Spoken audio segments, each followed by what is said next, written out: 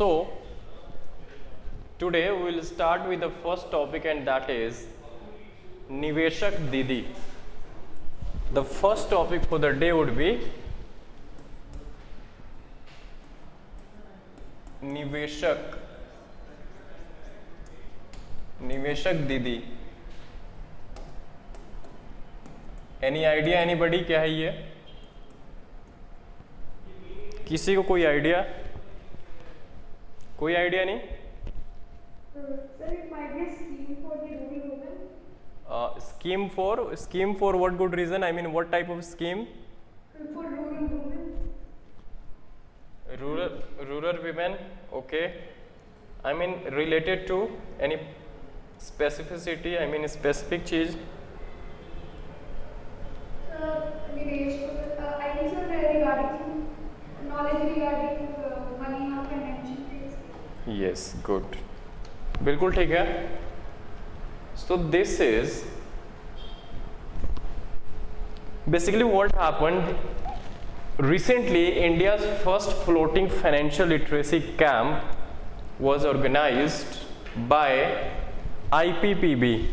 Already हम previous lecture में IPPB के बारे में बात कर चुके हैं. What is it? Indian Post Payment Bank. ठीक है? Yes. ठीक है. So IPPB conducted India's first floating financial literacy camp in Srinagar. It was special in the nature because it was conducted by the women for the women. ठीक है? And yes, this scheme is meant to promote basically the financial inclusion. Now, what do you understand by the word financial inclusion? More financial services to the people in the every nook and corner of India. Okay. Yes, onliners. What do you understand by this term financial inclusion? Yes.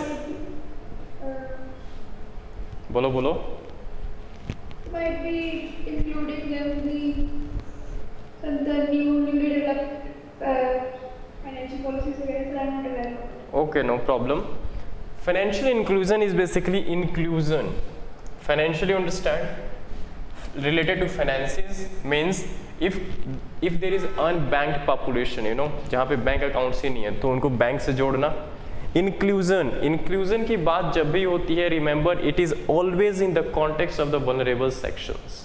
ठीक है, जो शहर में उनके तो 2-4 accounts हैं, एक तो छोड़ो.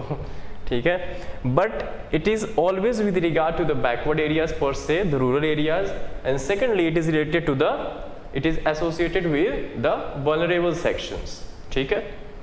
So always keep in mind whenever the word is inclusion, never forget to mention 2 keywords. First is the vulnerable sections, and second it basically caters to the backward community or the backward areas or the rural areas. ठीक है. So these are the 2 keywords to define inclusion. Basically any type of inclusion, might be social inclusion or economic inclusion or this financial inclusion. Okay. So it was this conducted in Srinagar, Jammu and Kashmir. तो इस बात को याद रखना. What exactly is the Niveshak Didi initiative? So as I said, it is an ideology based initiative or the scheme conducted by the women for the women under the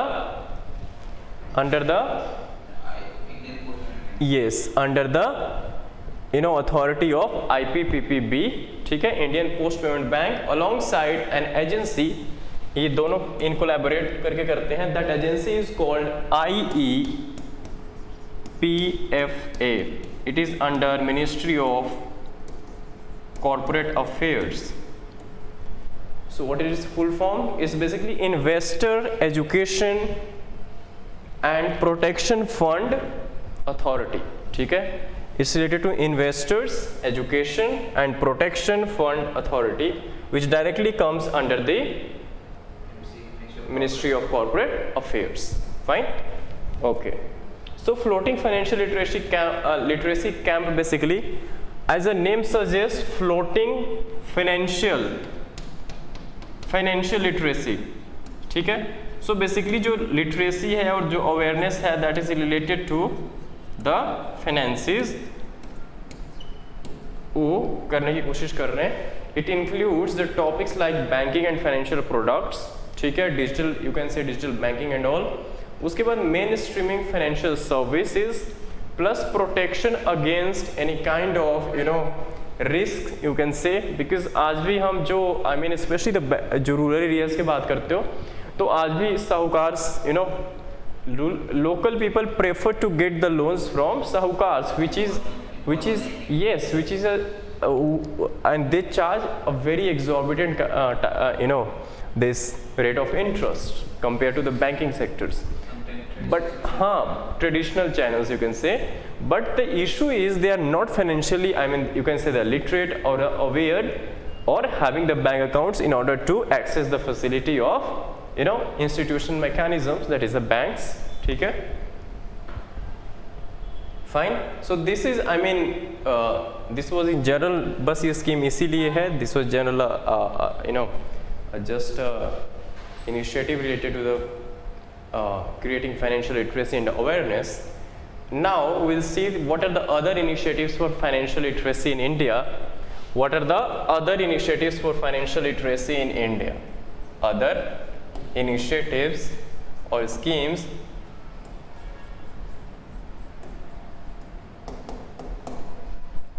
for financial literacy in India, ठीक है. So first under this, can you tell any scheme, the most popular ones? मुद्रा, ठीक है, इस one. इससे भी एक बहुत ही फेमस की स्कीम है, यस, प्रधानमंत्री जन धन योजना. Any idea about this scheme, anybody? What is it all about? Yes.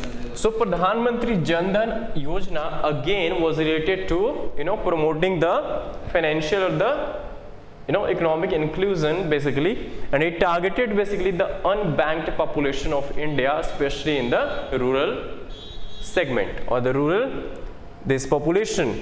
It was launched in 2015, and today it holds the record that in the last 80 years somewhere under this scheme we opened around 46.5 crores of bank accounts of the unbanked population. So this is a huge, you can say a big achievement per se. ठीक है. So it is again a national mission for financial inclusion.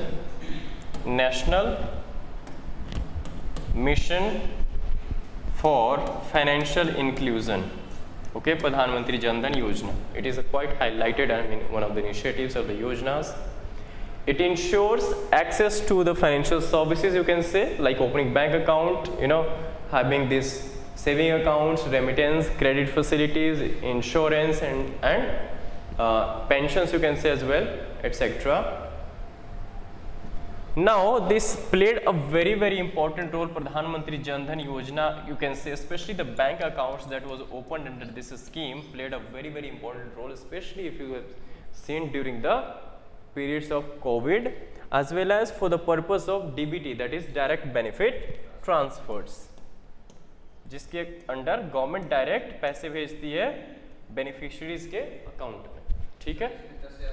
हाँ, 10,000 इसमें overdraft facility है. I mean, आपकी जितनी भी उसमें amount this saved है और अकाउंट में है, उससे ज़्यादा आप 10,000 ड्रॉ कर सकते हो, विदड्रॉ कर सकते हो. ठीक है.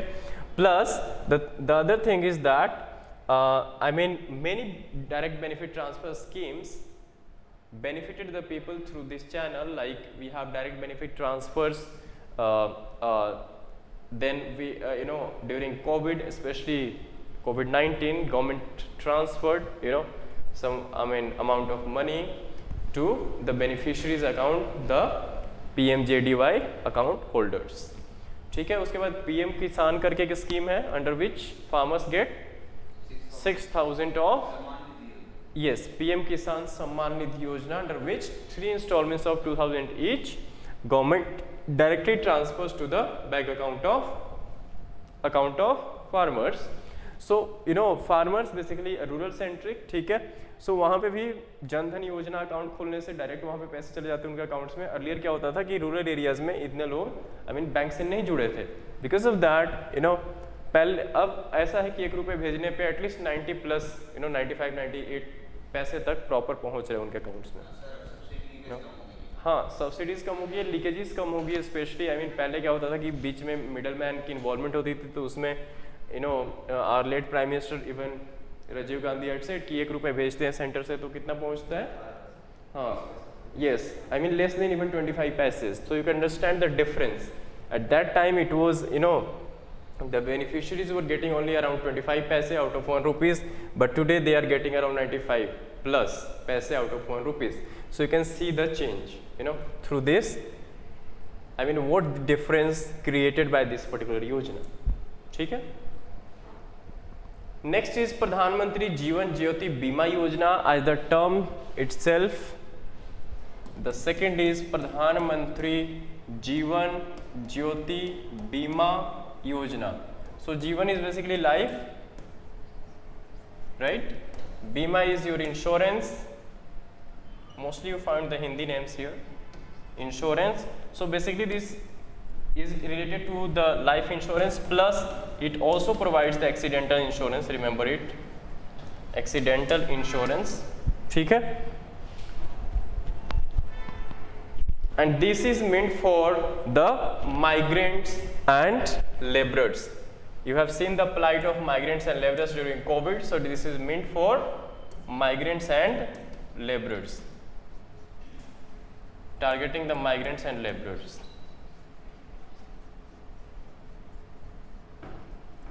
ठीक है? So this is again you can say a very good scheme, especially for as far as migrants and laborers. I mean the this insured population of country is concerned. ठीक है? Next is we have the third one is Pradhan Mantri Kisan Man Dhan Yojana. Third is, I mean these are the other initiatives in the field of creating financial inclusion and financial literacy. It is Pradhan Mantri Krishi or Kisan Man Dhan Yojana. What is it? Any idea?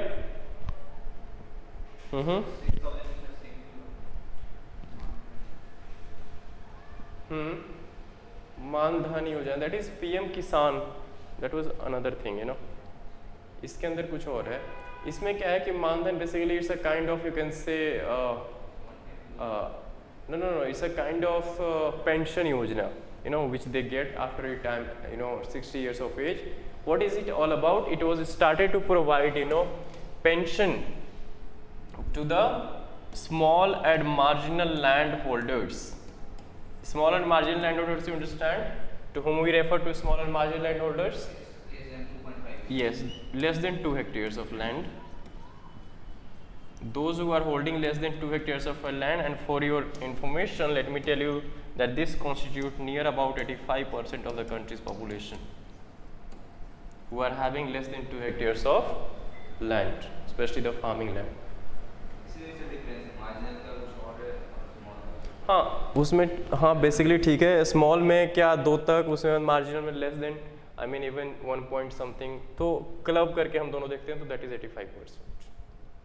ठीक है?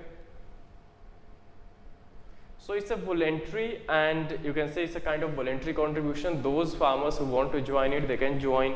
Those who don't want to join it, they are not forced to join it. इसमें basically क्या करना है कि farmers जो हैं वो up to the age of 60 years, up to the 60 years of age, they will be contributing somewhere between rupees 55 to 200,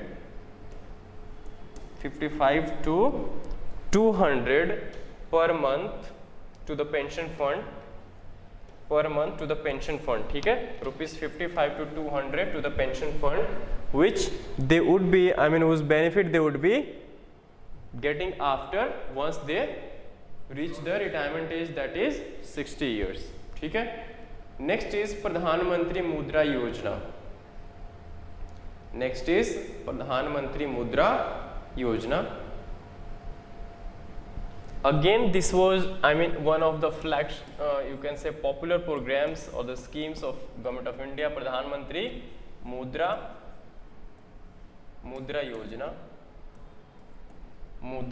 योजना, PMMY.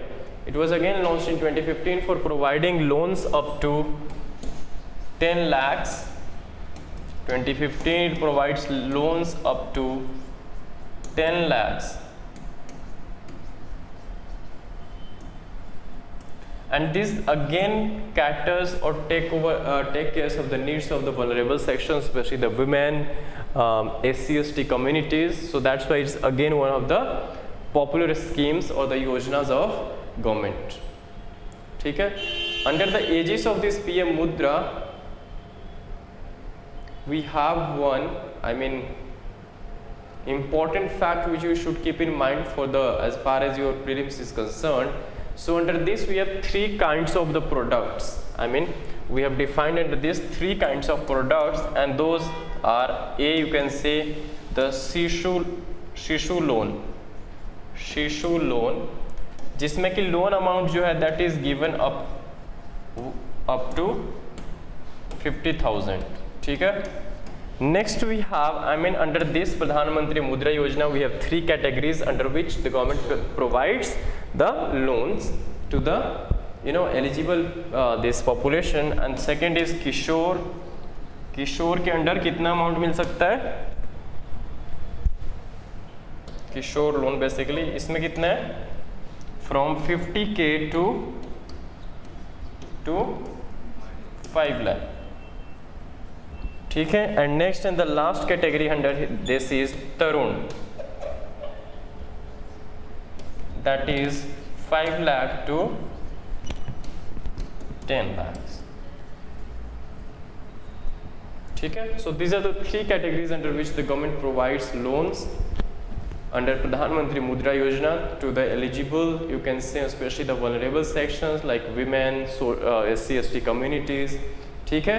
एक important चीज इसमें याद रखना कि these loans are not meant to be provided to the corporate or the small and micro enterprises. ठीक है. So that's why this is promoting the financial inclusion, because these loans are especially meant for the vulnerable sections, especially the women, SC/ST communities like them, and not for the corporate sectors as well as not for the small and medium enterprises. ठीक है. So ये याद रखना point. Fine. So this is it about the first topic is concerned. IPPB, I think we have already discussed recently, right? So I'm not going again into that. One fact, just keep in mind that how many post offices we have in India? Any idea? How many post offices are there in India at present? Yes, onliners, any idea? No, sir. Okay, so we have in India currently around 1.6 lakh post offices, out of which around 1.5 lakhs are there in the rural areas. I mean, just a fact. And secondly, we have around 4 lakh postmen or the employees, you can say postal employees. ठीक है. So this is a figure, I mean, you can see this is the rural base through which Indian Post Payment Bank is basically functioning. I mean, the backbone of this is the rural. ठीक है. 1.5 lakh post offices we have in rural areas. ठीक है. Again, IPPB is started basically or launched with the single vision of promoting the digital India, you can say vision of digital India or boosting the vision of digital India. ठीक है. Next we will understand the India's evolving carbon market. Second is India's evolving carbon market or carbon trading, you can say. ठीक है. Any idea what is the carbon market? So the context for this topic, I mean discussion here, is that the Ministry of Power and Renewable Energy recently is taking some steps to establish the carbon credit market in India to help meet the NDCs. We'll see what exactly are the NDCs, nationally determined contributions, that we pledge to the UNFCCC UNFCCC, United nation framework convention on climate change, ठीक है, under COP21. COP21 is related to your Paris Climate Agreement 2015, ठीक है, fine. So what are exactly are the carbon markets? किसी को कोई idea? I mean the markets you understand. So carbon is basically where we basically trade in the carbons or the emissions trading basically, ठीक है. So onliners कोई idea?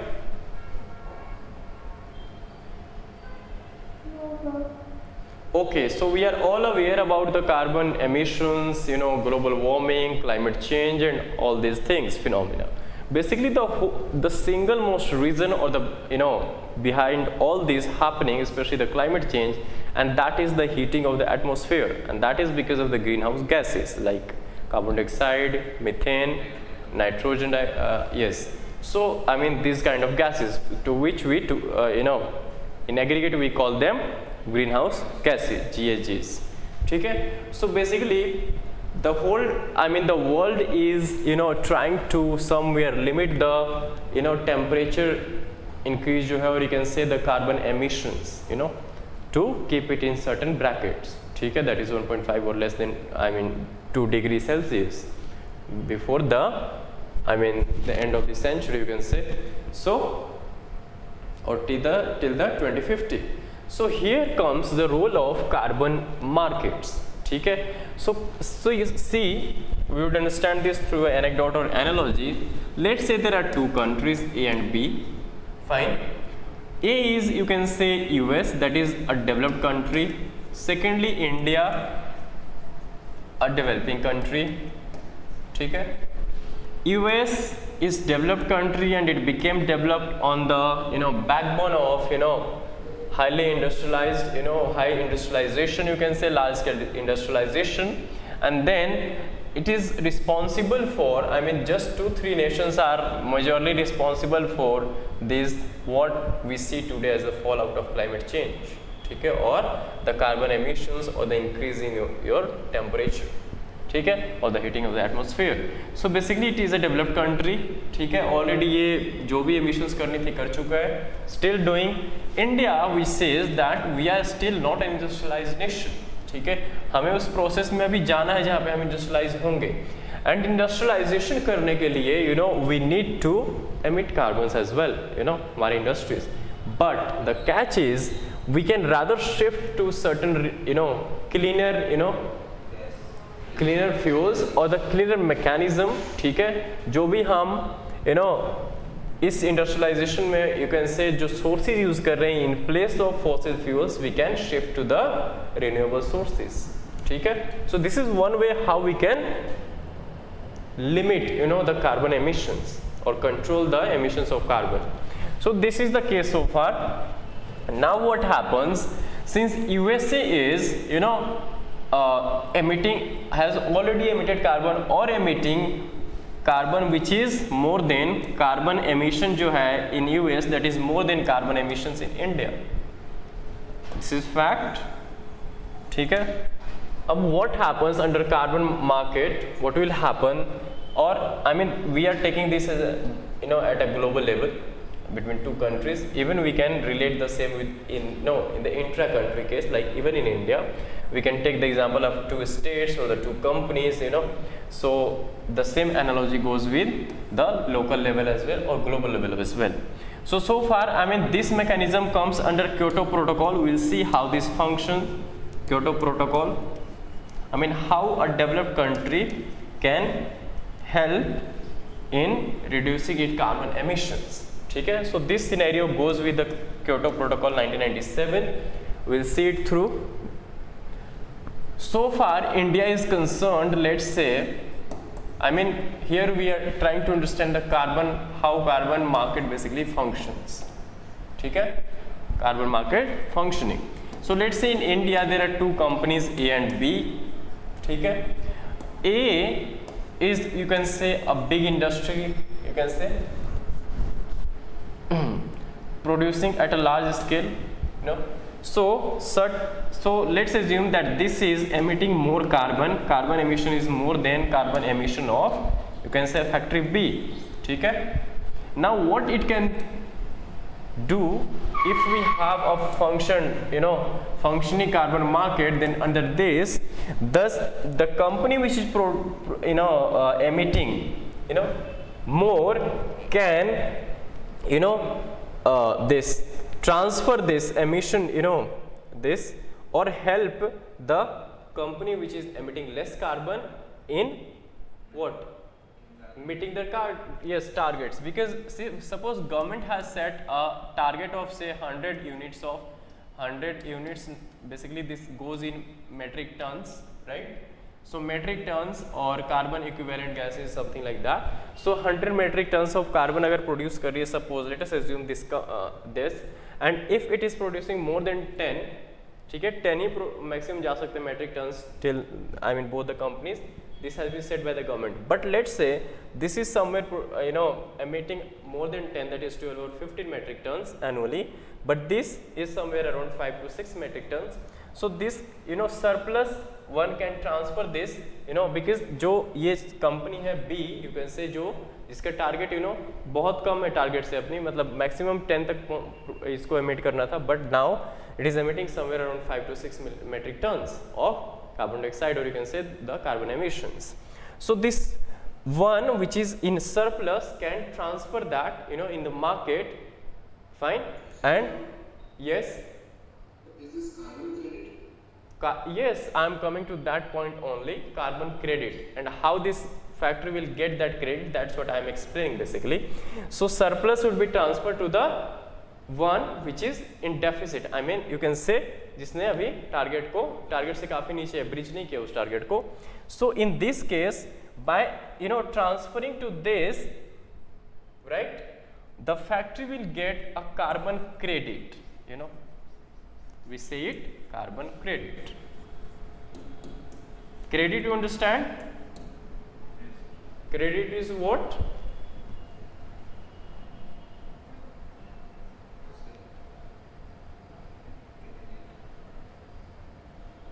First is that this company has to pay certain amount as well, because free में तो कोई कुछ लेगा नहीं, वो भी गलत चीज़ है. Secondly, this company would earn credit in the form that this company has helped a deficit country, or you can say the better company in terms of carbon emission to include certain new technology, or you can say this company in terms of इसके बदले में कोई technology transfer कर सकती है, which would be a cleaner, you can say, or greener technology for enhancing its production base, you can say. ठीक है? So this is how this market can function. यही होता है डिमांड सप्लाई. जिसके पास ज़्यादा है वो जिससे कम एमिट किया उसको ट्रांसफर कर सकता है, उसके बदले में उसको कार्बन क्रेडिट मिल जाएगा कि यस, इस कंपनी ने अपने टारगेट को मीट किया है. इसके बदले में इसको क्या किया है, ऑफसेट करने के लिए सम टेक्नोलॉजी और the green technology has been transfer to the surplus emission this creating company to the one which is emitting the less of the carbon emissions. ठीक है, गेटिंग दैट. सो इससे दोनों को फायदा हो गया. इसने अपना टारगेट भी पूरा कर लिया, उसको क्रॉस नहीं किया, बदले में इसको क्या फायदा हो गया. Now this company is having better production process because of the technology transfer from this. Yes yes, credit का वही है जैसे बैंकिंग में है, credit is credit, debit credit, priority sector lending. हाँ बिल्कुल ठीक है, understood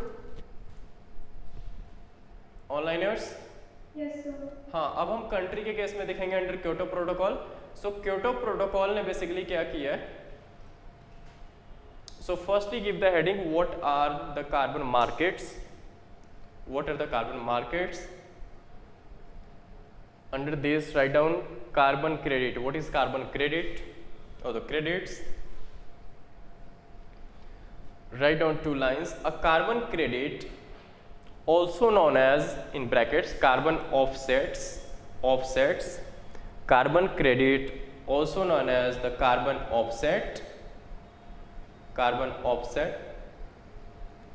is a credit for greenhouse emissions reduction or the reduced credit for greenhouse emissions reduction or removed from the atmosphere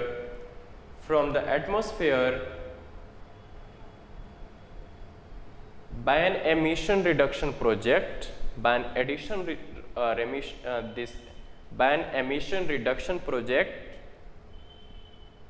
which can be used by governments, industry or private individuals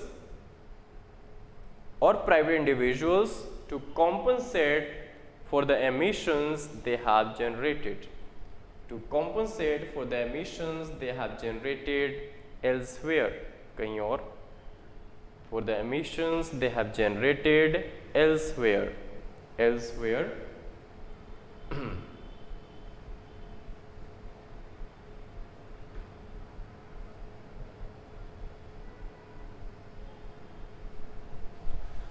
One carbon credit, 1 cc is equal to 1 carbon credit is equal to 1 metric tons of carbon dioxide. ठीक है, तो इतना अगर आप reduce कर रहे हो, if you obtaining 1 credit, it means you have reduced your emission by 1 metric tons of carbon, CO2, carbon dioxide basically. Now we are coming to the Glasgow COP26. याद है सबको? COP26 Conference of Parties, this 26th Conference of Parties under the aegis of UNFCCC, United Nations Framework Convention on Climate Change, which took place in Glasgow just 1 year before, that is November 2021. ठीक है, fine. Under this, even we have discussed this topic as well earlier, but let's so under this, the negotiators, you can say, or the member nations agreed to proceed with the global carbon credit offset trading market, or you can say the global carbon market basically. ठीक है, the negotiators or the member nations basically agreed to create a global carbon trading market or the carbon market. Now coming back to, for the time being, इसको अभी pause कर रहे हैं because इसको हम continue करेंगे while we will be discussing the NDCs and how India has updated its or revised its NDCs. We'll see that. What are the pledges we made under COP26. For the time being, Kyoto Protocol को हम discuss कर लेते हैं. Kyoto Protocol. So Kyoto Protocol provides 3 sets of mechanisms to offset the carbon emissions. ठीक है, the first mechanism is that a developed country, that is we say it, a developed country say US or A, is jointly implementing, we say jointly implementing certain project in another developed country, not developing, remember, developed country B, to offset the carbon emissions.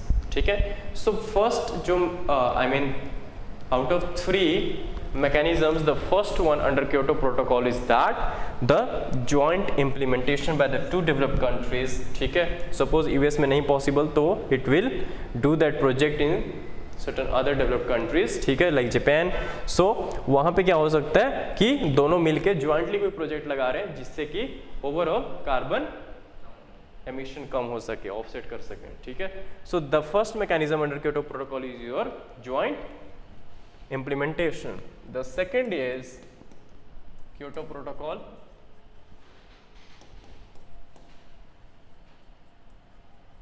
Kyoto Protocol 1997, we are discussing about the mechanisms related to the carbon trading of the carbon market.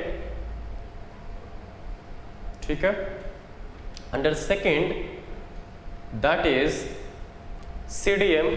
First mechanism is called joint implementation, second is called CDM. that is clean development mechanism. CDM is clean development mechanism.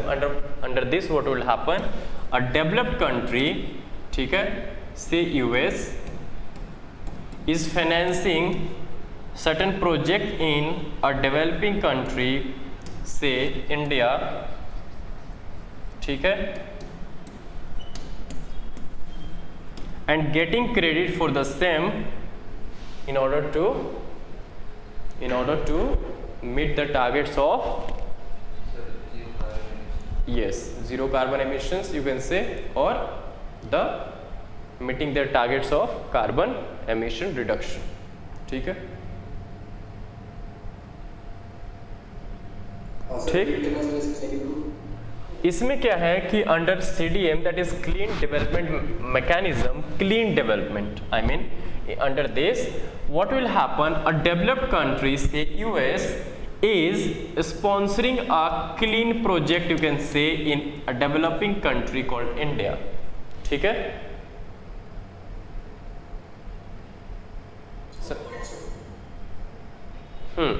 so under this, for this purpose US will get carbon credit because it is financing a something better project, especially the cleaner or greener you can say project, ठीक है, in a developing country. So it is doing something better, fine. So if it is unable to do the same in its own country, so as a compensatory ground or measure it can finance the project in India and thereby get the carbon credit, ठीक है, in return. And this is how this can show to the UNFCCC or the under Kyoto Protocol, the or to the mechanism itself or the body that it has reduced or what earned carbon credits through this process. ठीक है. The third and the last mechanism under this is international emission trading.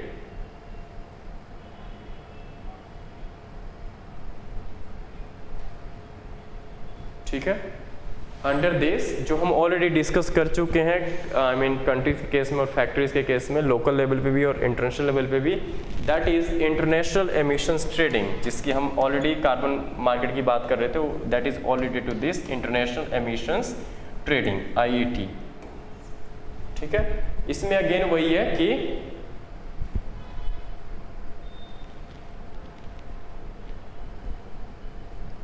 इसमें क्या है कि एक surplus और the country which is somewhere short falling or lacking in meeting its target can transfer the surplus unit or sell them to the countries which have met or which is somewhere less carbon yes, emitting less carbon than the target set for that country. ठीक है, so this is, I mean this is the ground for your carbon market, basically carbon trading market or carbon market. So this is basically the ground जिसको कि carry forward किया गया COP26 में. ठीक है,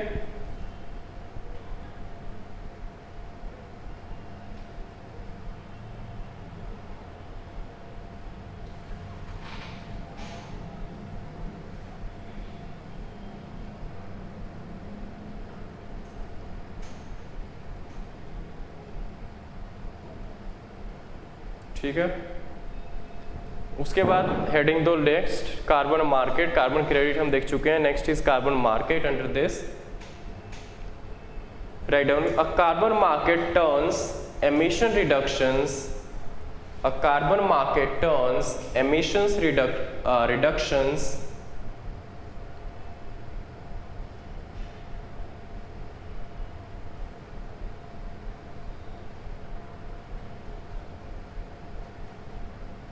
carbon this emissions reductions and removals into tradable assets, thus creating incentives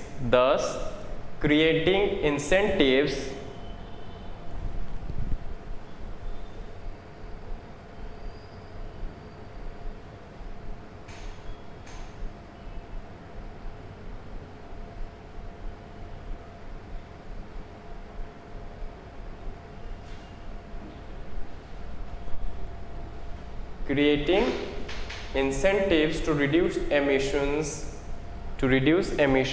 or improve energy efficiency Carbon trading started formally in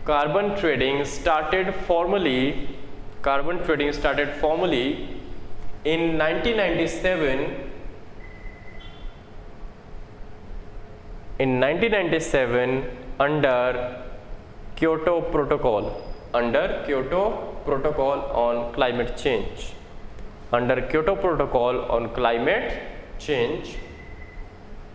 In which around more than 150 nations were the signatories.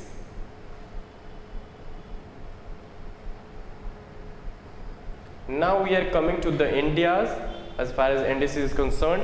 So India's emission targets क्या हैं? What are the Indian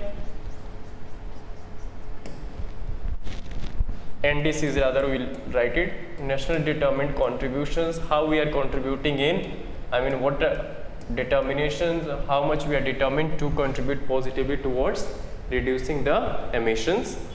So first target is our, we have updated recently our targets, revised our targets, and this has to be submitted to the UNFFC Secretariat. ठीक है? And India recently updated and submitted the NDCs, that is nationally determined contributions. Every country has to submit, those who are signatories to the COP or the UNFFC. This is latest revised one, that is August 2022. ठीक है? Fine. So first is net zero by 2070. What do you understand by net zero, onliners? Yes, anybody? Would that be carbon emissions? Carbon emissions, what? Net zero का क्या मतलब? हाँ, this is related to carbon emissions, but what? What do you understand by this phrase net zero? तो carbon जितना absorb हो रहा है और जितना प्रोड्यूस हो रहा है वो कैंसिल आउट हो जाएगा. यस, बट ऑटोमेटिकली नहीं होगा. इसमें कुछ चीज़ें हैं जो हमें नेट जीरो के लिए देखो, एज आई सेड कि एक जो भी कंट्रीज़ हैं जिस भी डेवलपमेंट लेवल पे हैं, दोज विच आर डेवलप्ड और those who are developing like us, हमें अभी इंडस्ट्रियलाइज होना है, तो हम अपनी प्रोडक्शन को तो बंद नहीं कर सकते किसी भी हाल में. ठीक है, बट हम क्या कर सकते हैं, instead of fossil fuels you can shift to the cleaner fuels. ठीक है, जिससे एमिशन कम होगी. फाइन, यहाँ रिन्यूएबल सोर्सेज, रिन्यूएबल एनर्जीज हम यूज़ कर सकते हैं. ठीक है, सो नेट जीरो का मतलब ये नहीं है कि बिल्कुल ही बंद कर देना एमिट करना, बट रादर नेट जीरो का मतलब कि जितना हम एमिट कर रहे हैं, ठीक है, let's say 10 metric tons emit कर रहे हैं, इसको ऑफसेट करना है, इसको कॉम्पनसेट करना है by 10 metric equivalent of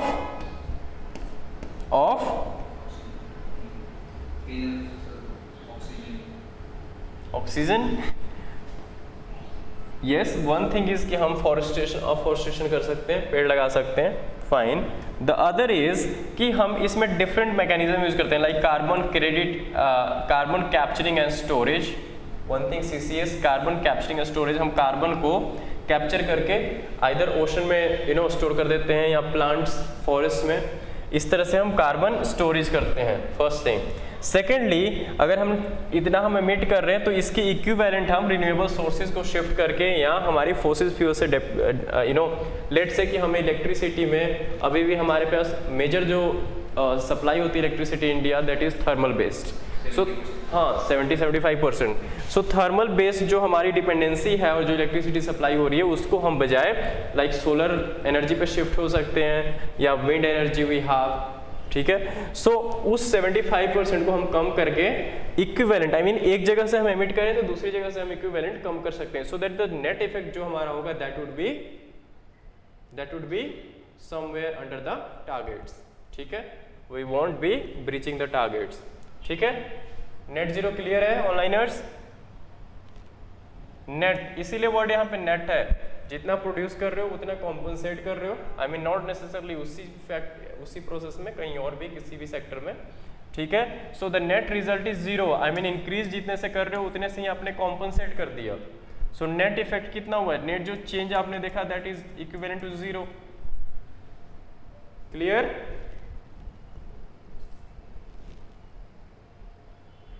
ऑनलाइनर्स clear? इसमें तो फिर ग्रीन एनर्जी का प्रोडक्शन है। क्या ग्रीन एनर्जी, क्या ग्रीन एनर्जी? इसको कंपनसेट करने के लिए ग्रीन एनर्जी यूज करना पड़ेगा ना, फिर जो रिन्यूएबल सोर्सेज हैं। हाँ बिल्कुल, मैं वही कह रहा हूँ ना कि हम forces That will be more than the production by using more energy. हाँ but that would B, I mean that's like, हाँ कॉम्पनसेट, बट इक्विवेलेंट नहीं कर सकता ना, इक्विवेलेंट नहीं कर सकते, उससे ज्यादा करना पड़ेगा। ऑफ कोर्स उससे तो ज़्यादा हमें लगाना ही पड़ेगा, बट आई मीन टू से कि जितना हम एमिट कर रहे हैं एटलीस्ट उतना हमारे को हर हाल में कॉम्पनसेट करना पड़ेगा, तब नेट चेंज हमारा जीरो हो सकता है ना। Getting that? You are correct. हमारे को एक्सपेंडिचर भी ज़्यादा बजाय आएगा। I mean to us a developing country आज के टाइम में हाइड्रोजन यूज़ करना या you know solar energy, no doubt हम ISA इंटरनेशनल सोलर अलायंस बना के एक अच्छा काम उसमें कर रहे हैं already, that is a good initiative taken by the government. So but these are, I mean, जो क्लीनर सोर्सेज हैं और फ्यूल्स हैं और द सोर्सेज ऑफ प्रोडक्शन होंगे, that would B costlier, you know, है ना, एक्सपेंसिव ज़्यादा हमें स्पेंड करना पड़ेगा उस पर। तो उसके लिए एक मैकेनिज्म बनाया गया है under this, that is the developed nations will compensate the developing nations for their historical, you know, emissions, you know, this historical emissions through a mechanism called, क्या है, पहले ये $100 billion था कि एनुअली ये ट्रांसफर करेंगे in the form of both cash as well as green technologies, but ये अभी तक नहीं कर पाए हैं, $10 billion से ज़्यादा नहीं किया है। So again this is a bone of contention under the COP meetings, ठीक है। सो इसीलिए चीज़ें नहीं बढ़ पा रही। जैसे हम प्लेस करते हैं कि हाँ 2050 तक 2 डिग्री या 1.5 डिग्री से ज़्यादा एमिशन नहीं होनी चाहिए, but if you see somewhere we are already breaching the target, you know. So इसलिए हर साल अगर आप देखोगे तो टेम्परेचर बढ़ रहा है, आई मीन जो हीटिंग हो रही है अर्थ की वो कंपेरेटिवली लास्ट ईयर से ज़्यादा हो रही है। सो देर आर सर्टन रीजंस। बिल्कुल ठीक बात है कि हमारे को बजाय इसकी क्वांटिटी भी ज़्यादा करनी पड़ेगी एंड एक्सपेंडिचर भी ज़्यादा होगा इसके लिए, when will be shifting from fossil fuels to the cleaner fuels, ठीक है। नेट तो होगा ही होगा हर हाल में, अगर नेट नहीं होगा तो फिर ये नेट इफेक्ट जीरो हो ही नहीं सकता ना। अगर ये बहुत ज़्यादा, आई मीन इतना है, इसको हम नहीं कर पा रहे हैं, इतना तक ही है, देन नेट तो नहीं हुआ ना, समझ रहे हो, बैलेंस तो रहेंगे उसमें। Clear? Okay, so give the heading Indian emission targets. Give the heading what are the Indian emission targets, or you can simply write NDCs. What are India's NDCs, nationally determined contributions? So number 1, net zero by 2070, net zero by 2070. Secondly, you will be reducing, you know, the carbon intensity compared to the GDP or of its GDP by, we are reducing carbon intensity of GDP by 30%, no 30%, by 45% by 2030, ठीक है, 45% by 2030 from the levels of 2005, I mean the base year है that is 2005, ठीक है, and achieving 50% of cumulative, now this is related to the cleaner, I mean sources, and achieving 50% of cumulative, what, 50% of cumulative electric power installed, capacity, I mean जो भी हमारी electricity की installed capacity है, that would be, you know, 50% would be from the non-fossil fuels or the non-fossil fuel based. Write down, achieving 50% of its cumulative electricity or electric power installed capacity from non-fossil fuel sources by 2030. ठीक है? Clear to everyone, onliners? Yes, sir. Okay, so that's it as far as this topic is concerned. Next is SCO, Shanghai Cooperation Organization. So SCO, again this is important for 2023 exam is concerned because ये India chair करने वाला है. SCO, this is third topic or fourth topic? Third? Third. Okay, fine. So SCO, that is Shanghai Cooperation Organization. But remember, there is a catch in here that though the name is Shanghai Cooperation Organization, but it is headquartered in Beijing.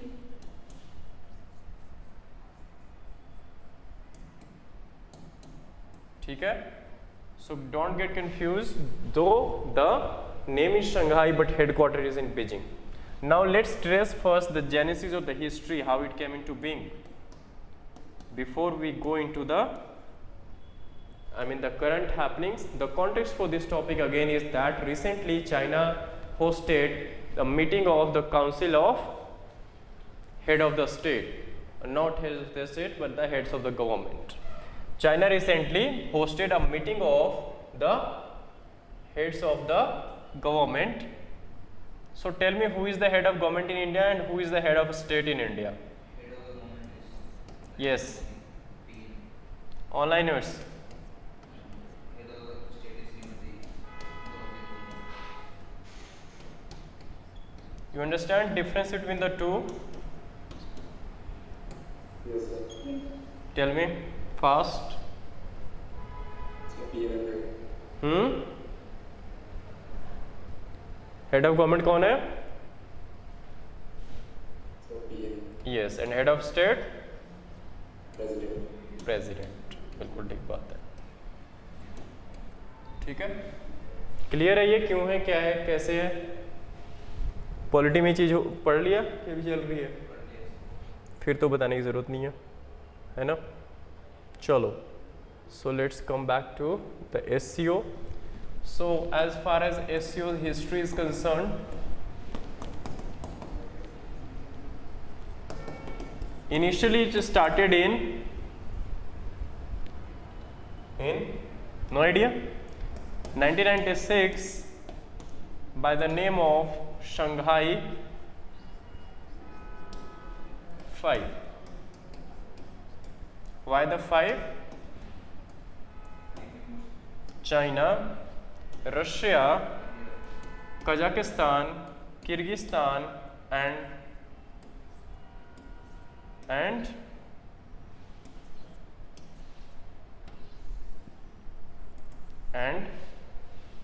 Tajikistan.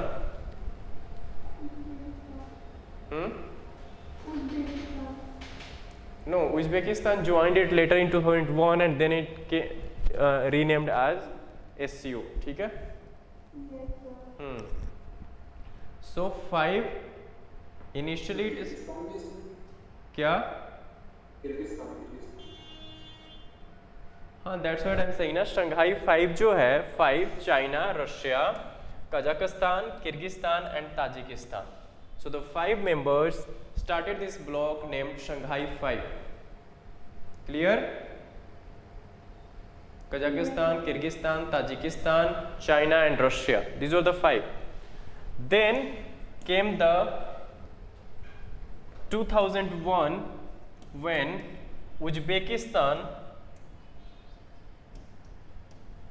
joined this Shanghai 5, becoming the 6-member bloc called the SCO, renamed as Shanghai Cooperation Organization. Clear so far? Then came the year 2017. Both India and Pakistan joined it as a permanent members. ठीक है, कितने हो गए? 8 हो गए सो फार. 6 + 2 5, 1 6 और 2 8.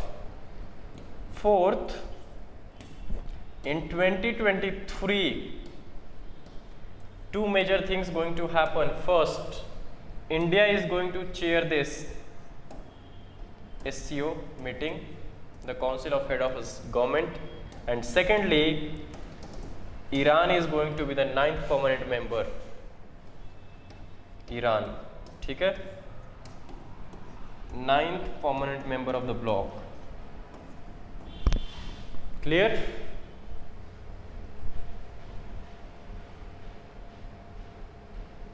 Clear? Yes, sir. Remember, your homework for the day is to locate on your atlas the current Asian republics, CAR जिसको हम बोलते हैं, और current Asian countries. Current कह रहा हूँ, sorry, it's the Central Asian republics basically, or the Central Asian nations. ठीक है? Central Asian republics or the Central Asian nations, basically in majorly we talk about the 5 nations जिसके पीछे तान लगता है. ठीक है, जिसमें से 4 तान इसमें है. रिमेंबर अगेन, अगर क्वेश्चन यहाँ से आता है तो कई बार कंफ्यूजन होती है. Remember 4 stans are there. Kazakhstan 2 तो के से हैं, Kyrgyzstan, Tajikistan and Uzbekistan joined in 2001, but one Tan is not here and that is Turkmenistan. So question जब बनता है तो इस तरह से बनाया जाता है, so that confuse करने के लिए कि वहाँ पे तुर्कमेनिस्तान भी दिया हो सकता है कि Turkmenistan and Tajikistan are the members of this bloc. No, Turkmenistan is still an observer member of this bloc and not a permanent member. ठीक है, so keep in mind this thing. So by the next year when India would be chairing this SCO meeting, Iran would be joining as the 9th permanent member of this bloc. ठीक है, and इस तरह से 9 members हो जाएंगे. Fine. So this is about the genesis. Now let's come back to the current happenings. So give the heading firstly, SCO. This is all about history. Give the second subhead and that is about.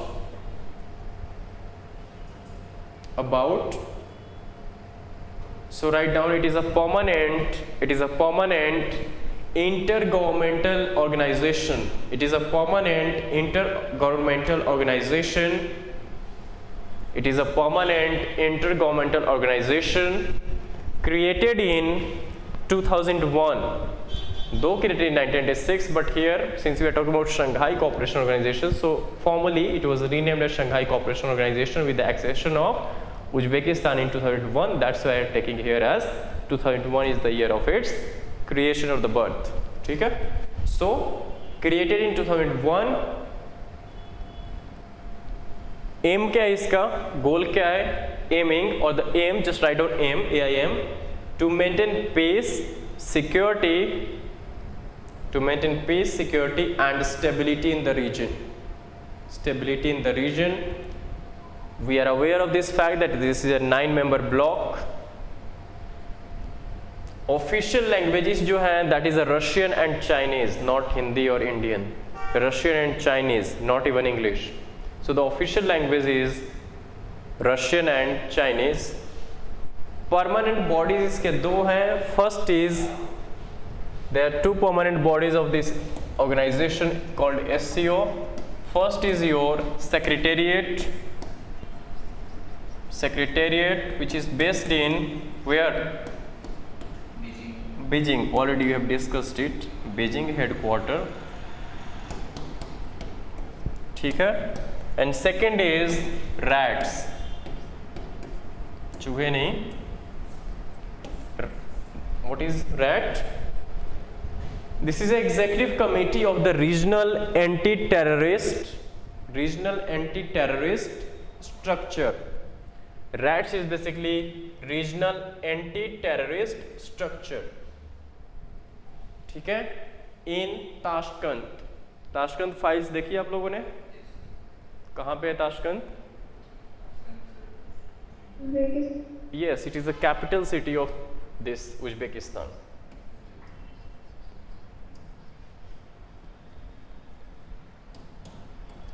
ठीक है, Tashkent इसका headquarter है, Tashkent KNT, ठीक है, that is the capital of Uzbekistan. Chairmanship जो है वो rotate करती है annually. History we have already discussed.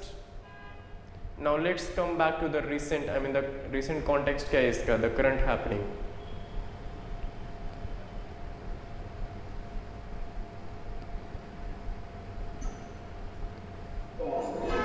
Remember जो इस साल की जो मीटिंग हुई थी और जो आई मीन हेल्ड हुई थी ये annual summit that took place in Samarkand. Samarkand again is in Uzbekistan, yes. Tashkent is the capital but Samarkand is one of the famous cities of this Uzbekistan. Samarkand history में भी आता है, Mughal, yes, Babur and all Uzbek, yes. Fine. चलो, give the heading highlights of the meeting, highlights of the current meeting और the annual summit 2022. So first, I mean, we'll be mostly focusing on the India's stand or the India's, I mean, as far as the India is concerned, whatever points we have. Annual Summit 2022 that happened in Samarkand, Uzbekistan. So number 1 point, India stated that its total trade, so our total trade with the ACO is somewhere around $140 billion.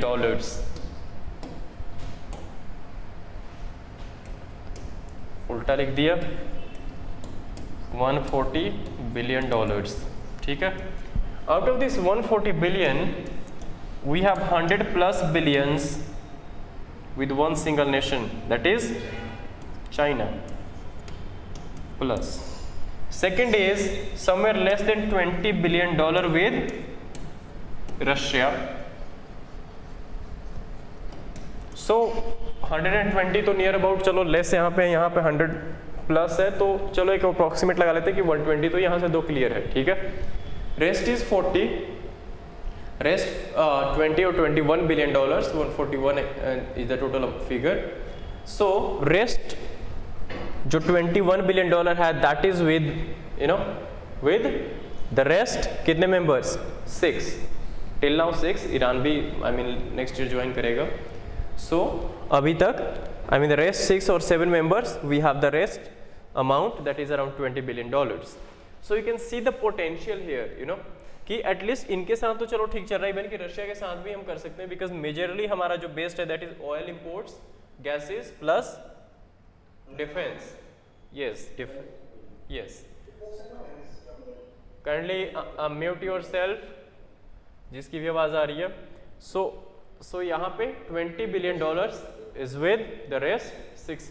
So you can see the India has stressed कि there is a huge potential of, yes, increasing our trade, especially with the Central Asian republics.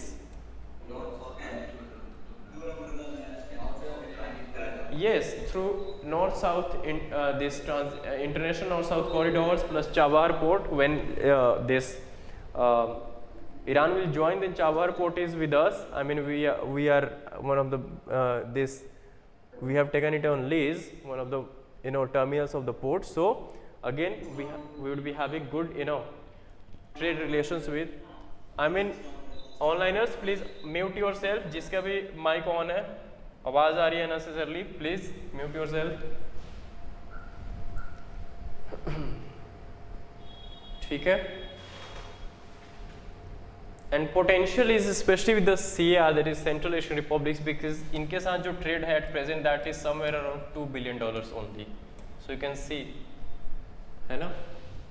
जबकि major minerals की अगर खान आप देखोगे या even कि oil के भी जो आई मीन पोटेंशियल है, ऑयल फील्ड्स वहाँ पे भी हम oil this fertilisers this minerals में हम ट्रेड कर सकते हैं अच्छा खासा से.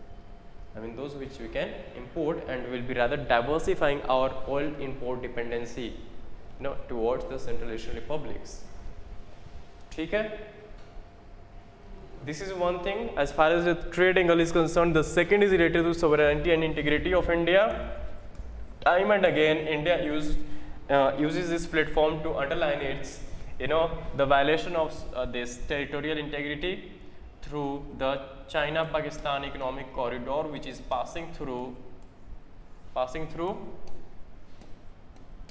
POK, that is Pakistan occupied Kashmir, which is directly in conflict or violating the India's territorial sovereignty. Fine. So India again underlined this fact. Then India underlined the next fact, that is related to the better connectivity, especially with the Central Asian republics. ठीक है. International north south transport corridor, Chabahar port, इनके roles को underline किया. And India also drew attention of the SCO members towards its pledge और the commitment towards the climate change और the emission reduction, you can say. ठीक है. So this is all about as far as the SCO is concerned. The next topic, the small topic will be taking is the Interpol. सुना इसके बारे में किसी ने? What is it?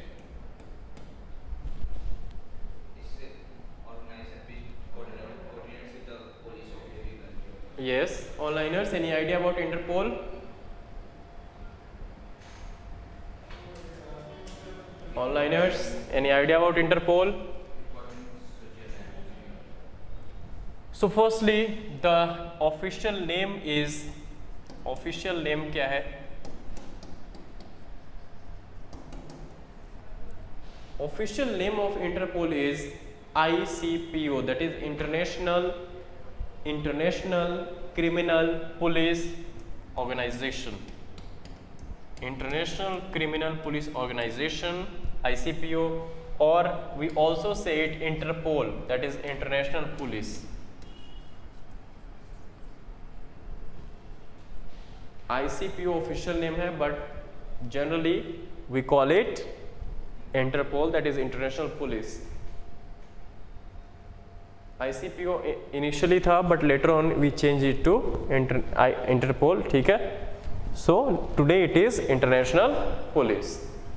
Establishment year जो है that is 1923. India became its member in 1956. Currently it has 195 members. Headquarter is in Lyon, France. Headquarter is in Lyon, France. What is important in this particular topic or the interpolated? Yes. When did you came number? 1956, 1956. ठीक है. Headquarter is in Lyon. Total 195 members हैं at present. Objective क्या है? Write down the objective, give the heading. Collects and disseminates, collects and disseminates information from various police forces of the member nations. Collects and disseminates information from various police forces of the member nations. But one important point here is, write down, कहीं अच्छे से लिखना है इसको. It doesn't have the power to arrest any offender. It doesn't have law enforcement power such as arrest. such as arrest. I am coming to the important part of this organization जो हम concerned भी हैं and every member nation is concerned with. आप लोगों ने different types of notices सुनते होंगे news में. Red corner notice issued by the Interpol. India requested to issue red corner notice and such things. So we'll come to that part as well. The interesting fact. Composition क्या है? Composition लिखो.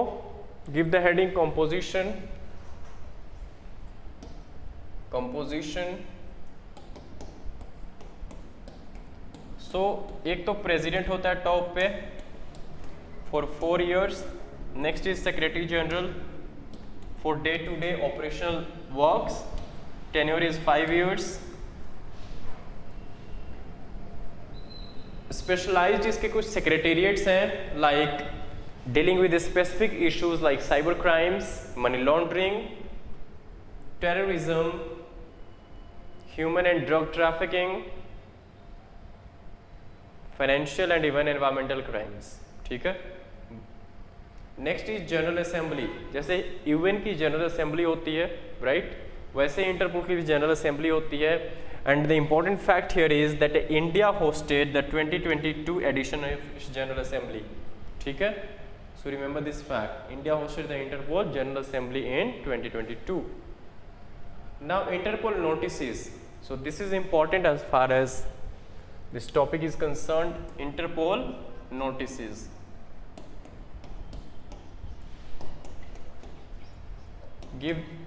Write down the first one is that is the red corner notice or red notice. Red notice, Interpol red notice, that is related to the wanted person. कोई crime करके India से भाग गया. India की जो agency है that I mean the nodal agency that coordinates with Interpol is your CBI. So CBI basically requests the Interpol to issue a notice. I mean अगर wanted person है तो the red corner notice. So taking into account the request of this CBI, the Interpol further proceeds and issues the red corner notice. Is not necessary that it would I mean mandatorily have to this issue the red corner notice, nothing like that. It can deny as well. ठीक है. So red corner notice, that is for wanted person. Yellow notice for missing person. Green for warnings and intelligence. Yellow for missing persons. जैसे देश छोड़ के भाग गया, information ही नहीं है, इंडियन एजेंसीज को पता ही नहीं चल रहा कि कहाँ बंदा गया. So we can take the help of international police that is Interpol to issue the yellow notice. Green is warning and intelligence. Warning and intelligence. Black is unidentified bodies. Unidentified bodies.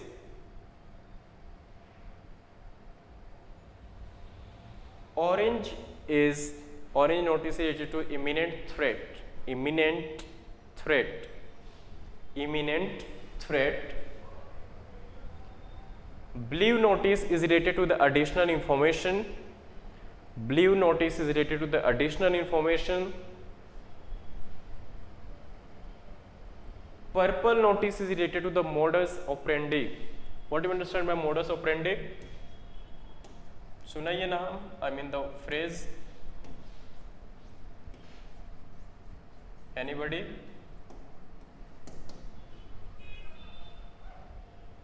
सुना है किसी ने? Purple notice is related to the modus operandi, that is the operational procedure. Basically operational procedure. Modus operandi, I mean what is the method of operation basically. ठीक है. It might be related to any case. ठीक है.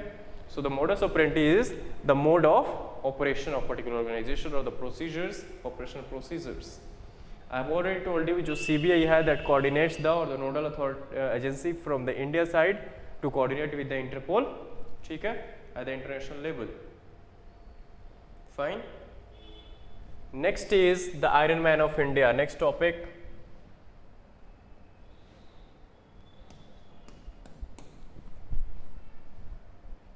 Iron Man of India. Sardar Patel. I hope all of you know something about the Iron Man of India. right? So firstly, about recently we celebrated National Unity Day, right, on the birth anniversary of which birth anniversary? Yes, the 147th birth anniversary of the Iron Man of India on 31st of October as National Unity. Yes, National Unity Day. And where is the Statue of Unity? Gujarat में कहाँ पे? वहीं पे prime minister officer से मिलते हैं. In future you might have meeting with the prime minister. I mean there. Kevadia. Yes, it is on the river Narmada, and it is one of the, the largest, you can say the tallest, standing statue of the world. In fact, the tallest, not one of the, rather the tallest statue. Yes, 182 meters. उतनी ठीक है, एकता नगर या जो भी है उतना हमें जाने की ज़रूरत नहीं है, but you can remember the facts. 31st बस याद रखना. स्टैचू ऑफ यूनिटी कहाँ है? Remember. I mean these are the kind of questions which is generally asked in PCS. I mean this state PCS exam, state PSC Public Service Commission related exams, and not especially in the UPSC. ठीक है? UPSC asks questions like compare and contrast the personalities of the Sardar Patel and Ambedkar, something like that in the mains.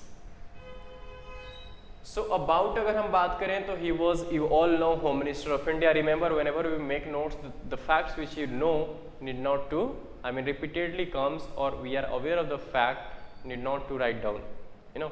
We should not write, but जो भूल जाते हैं बार बार वो जरूर लिख लेना चाहिए. But the general points you can skip. So first Home Minister, first Deputy Prime Minister of India, bestowed the title of Sardar by, history में पढ़ लिया. सरदार का टाइटल किसने दिया था इनको? ये क्वेश्चन कहीं भी आ सकता है, मतलब ऑब्वियसली यूपीएससी में तो नहीं आएगा, स्टेट में आ सकता है. Onliners, who gave the title of Sardar to? Bardoli Satyagraha में दिया था, बट किसने दिया था? Yes, the women of Bardoli gave the title of Sardar to Patel in Bardoli Satyagraha, basically for his role in Bardoli Satyagraha that took place in the year 1928. He is remembered at the patron saint. Patron. He is remembered as the संरक्षक, जिसको आप हिंदी में बोलते हो. Patron saint is saint of India's civil servants. ठीक है, India's civil servants. Basically, because in 1945 he asked the Congress CMs of the states to change the name from ICS to have separate two services, that is IAS and IPS. Earlier it was called ICS, Indian Civil Services. In 1945 we see the change especially in the renaming of IPS and IAS. ठीक है. His vision was एक भारत श्रेष्ठ भारत. ठीक है. National Unity Day we observed on his birth anniversary. I have already told you. Statue of Unity, we are aware of this fact. Inaugurated in the year 2018. He referred the civil servants as the steel frame of India. He referred the civil servants as the steel frame of India. What do you understand by this phrase? Yes, the backbone of Indian executive, or the India country as a whole. He envisioned the role of civil servants as being the backbone of the India, you can say, or the backbone of the governing structure of the country, or the governance. ठीक है. So he referred this steel frame of India. Next, what are the the committee he headed? So the first committee and the most important one, he headed the committee related to Advisory Committee on Fundamental Rights. He headed a committee related to Advisory Committee on Fundamental Rights. The second committee he headed on Minorities and Tribal Affairs. minorities and tribals. And the last and the most important, I mean these are the top committees, काफ़ी सारी committees वैसे minor ones इन्होंने head किए थे. The most important and the last one is provincial constitutional committees. Provincial constitution committees. Major contribution की अगर हम बात करें तो इन्होंने खेड़ा सत्याग्रह में एक इंपॉर्टेंट रोल प्ले किया. Then he played important role in Bardoli as well. Kheda was in 1918 after Champaran all. Even Mahatma Gandhi भी आए थे. Then Bardoli Satyagraha 10 years later 1928. Then he headed one of the important the what we say the sessions of the Congress, yes, annual session of the Congress in 1931, that was in Karachi. And this session was important in itself because of two reasons. First, yes, national economic framework given under his this chairmanship, and the second, fundamental rights. ठीक है. So these two, and again one more important fact about this is under his chairmanship the this annual session approved the Gandhi-Irwin Pact of 1931. ठीक है. Major and most famous fact about Iron Man of India, that he integrated about 565 princely states. ठीक है. He also credited with establishing the modern Indian bureaucracy, or you can say the Indian this Indian civil services or all India services. Next is civil service day. Civil service day कब मनाते हैं हम ऑनलाइनर्स? Civil service day किस दिन हम मनाते हैं? Yes, anybody?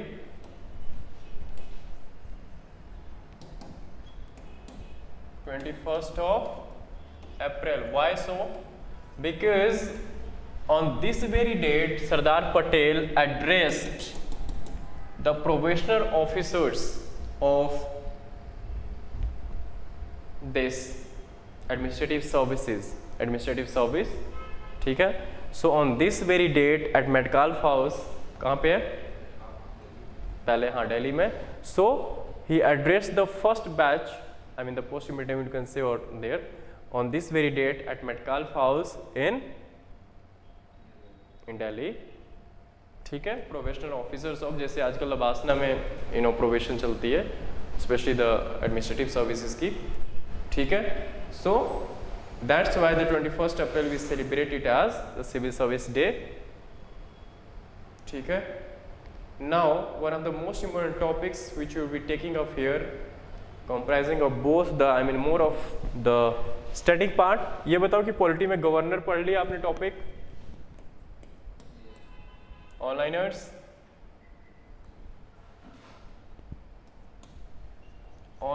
आवाज नहीं आ रही? पढ़ लिया गवर्नर का है? हो गया ये टॉपिक क्लास में? No sir. अच्छा, कोई बात नहीं. चलो. सो अभी आप लोगों ने सुना होगा कि केरला के जो हमारे गवर्नर साहब हैं, उनके और वहाँ के सीएम और मिनिस्टर्स में कुछ तनातनी चल रही है, राइट? इतना तो पता है आप लोगों को? Yes, sir. Tell me what is the news? So the news is that there had been a dispute between the minister and the Kerala's governor, and he said that he can remove the ministers. And Yes. then after that, the Supreme Court gave there were some issues regarding the Supreme Court said that no governor can remove the ministers because it has been written in 163 and 164. Yes. So that means that yes, the ministers are the pleasure of governor, but the advice has to be there from the CM side. Yes, बिल्कुल ठीक है, एकदम बिल्कुल ठीक है. So this is the context as she narrated that there is some, you can say stalemate is going on between the Kerala governor, the government of the Kerala, CMs, involving ministers as well. So he warned, or you can say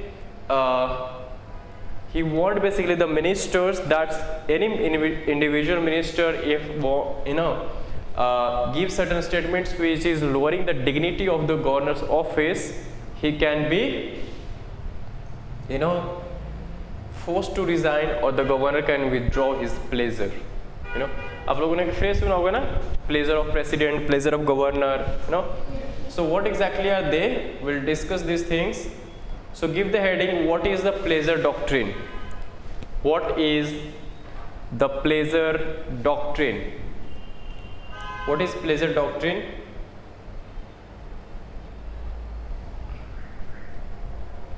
So remember, since our constitution and we have a parliamentary form of government which is majorly based on the parliamentary government of Westminster or the UK, Britain. So the concept of this pleasure doctrine derived from the English common law, which means that the crown, crown means king or queen there, can dispense with the services of anyone, you can say any minister, at any time. So this is the concept we derived from the English common law. But India's article 310, constitutional article 310 states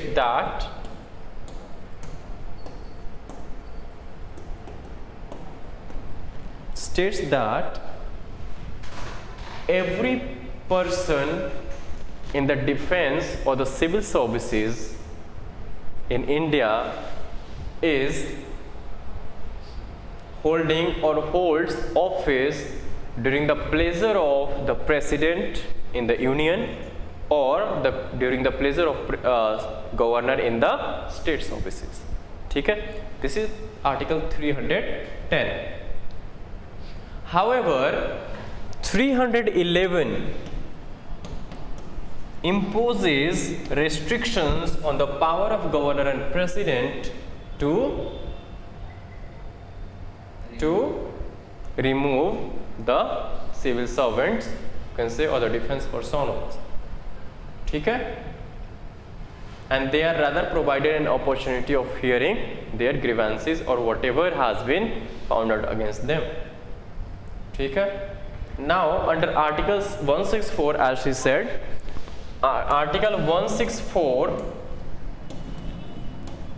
it states that the governor of that the CM is basically, CM of a state is basically appointed by the governor, and other ministers are appointed by the governor. This line is very, very important, as she mentioned, as well as the Honorable Supreme Court mentioned in his judgment, that CM is though appointed by governor, but the ministers are appointed by the governor on the advice of the CM, and not appointed at the pleasure of or the discretionary, by the discretionary power of the governor.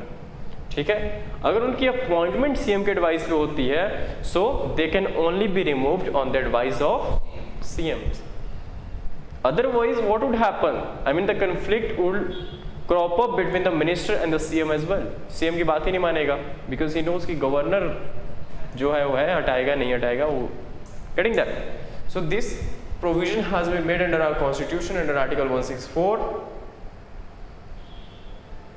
Excuse me, sir. Yes. Can governor remove CM? Can governor remove CM? Yes and no as well. Governor can remove CM only and only when the party in power, or the CM, which is the head of council of ministers, loses the majority in the assembly. ठीक है? Discretionary power पे नहीं हटा सकता. जैसे होता है ना, आप लोग न्यूज़ में देखते हो कि हाँ यार यहाँ की सरकार गिर गई बिकॉज वहाँ के मेंबर्स, जितने एमएलए थे उस पार्टी के, गवर्नमेंट जो है उसके कम हो गए, जो मेजोरिटी के लिए एक आपको फिगर चाहिए. सो उस केस में governor can ask to prove the majority on the floor of the house. ठीक है? अगर नहीं कर पाते तो obviously either they would resign और they would be made to resign. ठीक है, अपनी डिस्क्रिशनरी पावर के बेस पे नहीं हटा सकता। You will have to prove on the floor of the house कि हाँ मेजोरिटी नहीं है उस पार्टी के पास या गवर्नमेंट के पास, then only you can remove और made the party to resign. ठीक है, clear? Okay, so getting that कि क्लियर कट है कि governor under his discretionary power can not remove a minister और a CM unless and until he has a substantial ground, and that ground should be the ground of majority. Either the party has lost the majority or the government has lost the majority in the assembly. ठीक है, now supreme court की views क्या है इसके ऊपर? उससे पहले let's see, चलो पहले हम केसेस ही देख लेते हैं। Give the heading supreme courts view. So the first case that would be discussing is Shamsher Singh. Shamsher Singh. Shamsher Singh and another ANR versus State of Punjab. The case is of the year 1974.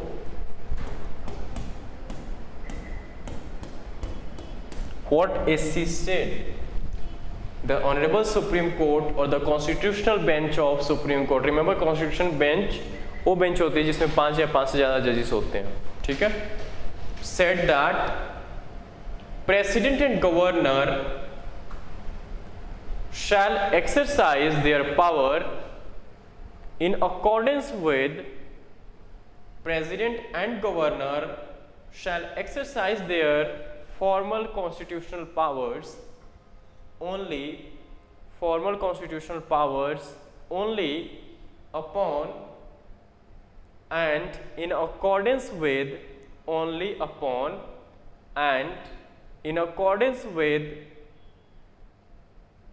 the advice of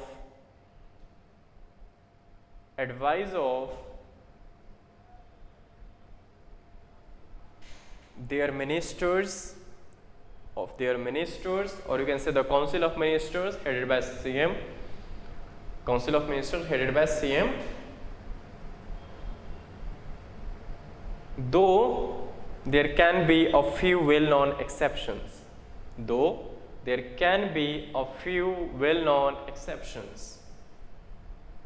Exception situations basically वही है जहाँ पे majority loose कर जाए government. ठीक है, फिर उसमें तो सीएम की एडवाइस नहीं लेंगे ना, अदरवाइज सीएम वांट से कि हाँ यार मैंने कुर्सी छोड़नी है, किसी को भी छोड़ना पसंद नहीं एक बार बैठ गया तो.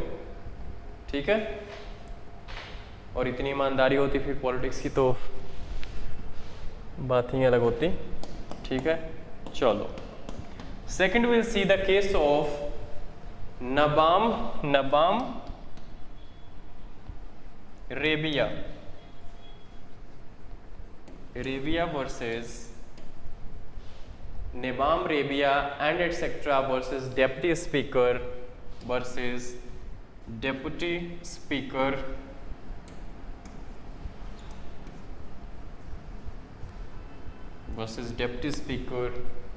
and others.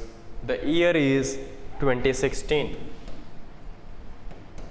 These are two important judgments whenever we need to write something about the role in this, especially about the conflicts between the government and the governor. ठीक है, so we can quote these two judgments. ठीक है, what Supreme Court said under this? First, Supreme Court cited the observations of Dr. B.R. Ambedkar. So what he said in the Constituent Assembly discussions or debate, quote and quote में करके लिखना. What Dr. Ambedkar said in quote and quote: the governor under the Constitution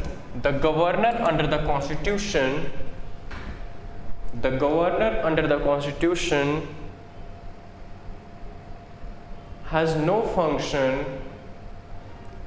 function which he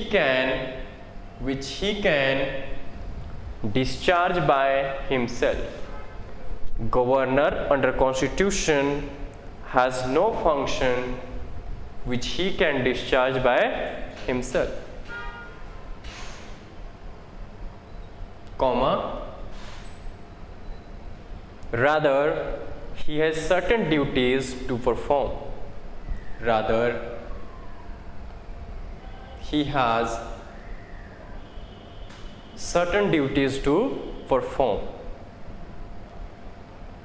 Remember, these certain duties to perform is related to the discretionary situations or the situations where the government loses its majority, or whenever elections being held and none of the party gets the majority, then it is a discretionary power of the governor to go to that which party he is going to call first for forming the government. So this is altogether different situational this aspects, and that under the discretion lies under the discretion of governor.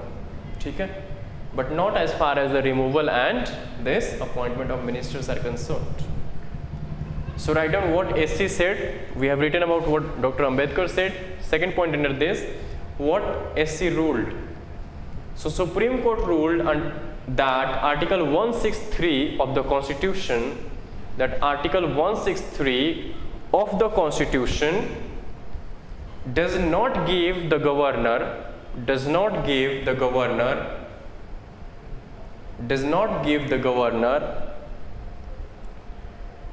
general discretionary power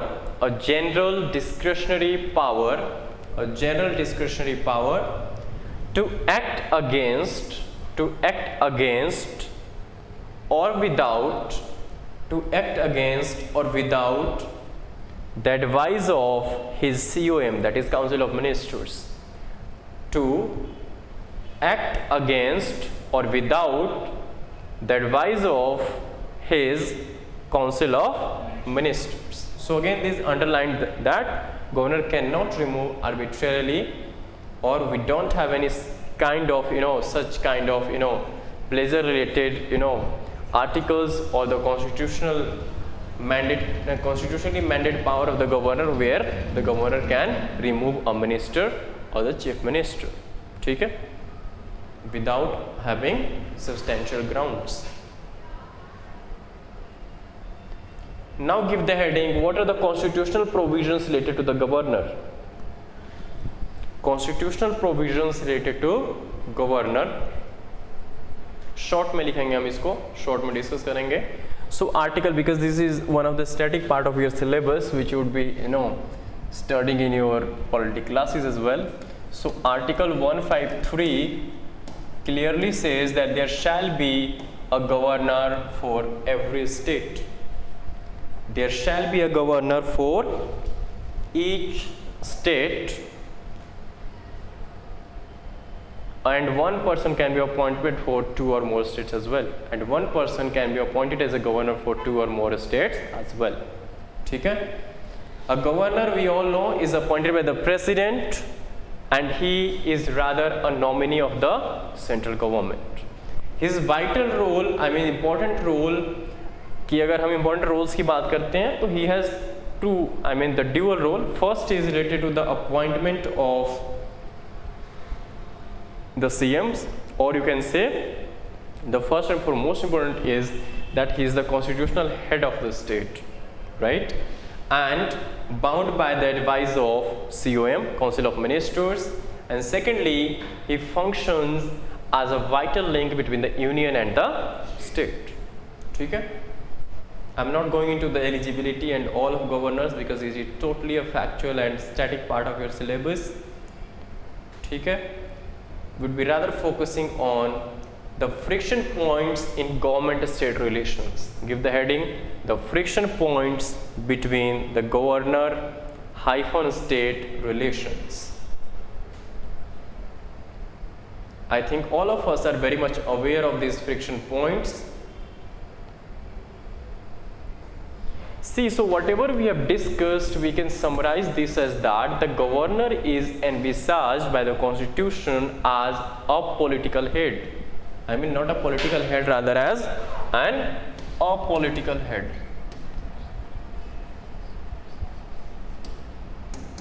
a political head of the state, right?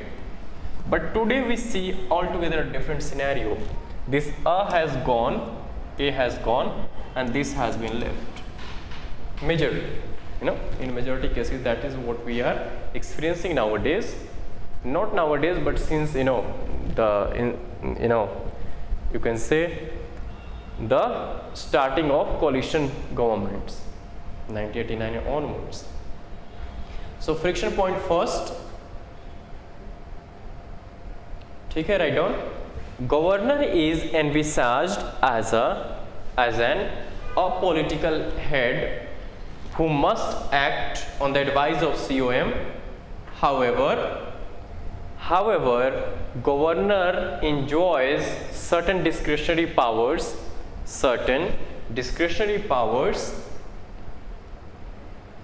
For example, giving or withholding assent to a bill duly passed by the legislature, that is state assembly or state legislature, isn't it? He enjoys the discretionary power. देना है नहीं देना, yes, I mean that is we parallelly say the veto powers. Next and second point is determining the time needed. Remember, this is totally discretion of the governor. देखते हो ना, कहीं पे सरकार बनानी है तो 10 दिन का टाइम दिया जाता है, कहीं 2 दिन में ही कहा जाता है कि चलो मेजोरिटी प्रूव करो, है ना. So determining the time needed for a party to prove its majority, or which party should be or which party must be called first, or which party must be called first to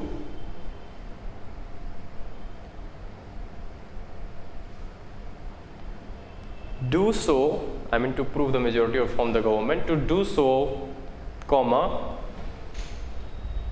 after a hung verdict in an election, after a hung verdict. Hung house, you understand? No clear cut majority. Yes, no clear cut majority.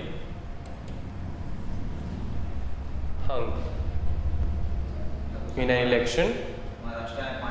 Yes. So remember, our job is not just to discuss the problems, but rather to provide the solutions, because everybody is very much aware of the problems. I mean, the majority of the people talk about the problems. Okay? So what we can... Yes? What is this hung verdict? Okay, hung verdict. Suppose there going to be an election, election in Himachal, right? And even in Gujarat. So होता ऐसे है कि जैसे वहाँ पे 3 parties हैं, ठीक है, लेट्स से A पार्टी है, B पार्टी है एंड C पार्टी है, कोई 3 पार्टीज हैं, ठीक है. इन 3 पार्टीज में से let's say presently B party rule कर रही है, ठीक है, बाय चांस कोइंसिडेंस, ठीक है. बट नेक्स्ट इलेक्शन में क्या होता है कि सपोज मेजॉरिटी की मार्क अगर 70 सीट्स, लेट्स अज्यूम 70 सीट्स चाहिए, ठीक है, फाइन, मेजॉरिटी के लिए. बट अगर यहाँ पे बी पार्टी को सिर्फ 60 सीट्स नहीं आती हैं, ठीक है, means it doesn't have the clear cut majority. Suppose A party को 55 आती है, ऐसा हो ना हो, मैं रिपीटाई नहीं करनी, ठीक है. I am not forecasting the results, but अगर 55 सीट्स आ जाए या 59 आ जाए, या कई बार ये भी होता है कि ये 75 85 बन जाए, नोबडी नोज, ठीक है. और सी पार्टी को लेट से 10 सीट मिलती है, so she is all together out of race, ठीक है. I mean this is one of the not that close verdict, but in दोनों में अब टसल है, कौन कितना वो करेगा. तो ज़्यादा अगर टाइम देंगे तो 2-4 इधर से तोड़ के इधर ले आ देंगे या इधर से उधर ले जाएंगे. So it all together depends on the here, all together focus is on the discretionary power of the governor, कि वो कितनी जल्दी बुलाता है किसी पार्टी को अपनी मेजोरिटी प्रूव करने के लिए. Getting that first thing. और टाइट कंपटीशन तब होता है जब लगा लो इसके भी 60 हैं, इसके 50 हैं, इसके अब तो सीट्स ही ज़्यादा है, 140 हैं तो हो जाएगा. कितने बनते हैं, 115 बाकी की सीट्स इसको आ गई, तो उसमें लगा लो इसको अगर 50 सीट्स तक मिल जाए, 50 तो ज़्यादा हो गया, ठीक है। बट अगर नंबर ऑफ सीट्स ज़्यादा हो, सपोज 200 हो, 100 चाहिए, तो फिर इस तरह से जैसे 400 सीट्स मेरे ख्याल से यूपी में है, 400 है, 400 कुछ है, 402 या ऐसा कुछ, हाँ असेंबली के लिए 480 सीट है सर। 80 पक्का श्योर, या 401-2 है, 500 तो लिमिट है ना। 403 है सर। 403 हाँ ठीक है, हाँ 80 तो नहीं है भाई, इतना तो मेरे को भी याद है। चलो write down what attempts have been made, write down the last, I mean फटाफट लिखो इसको, suggestions, this is important. What attempts have been made to address concerns about the partition role of governors,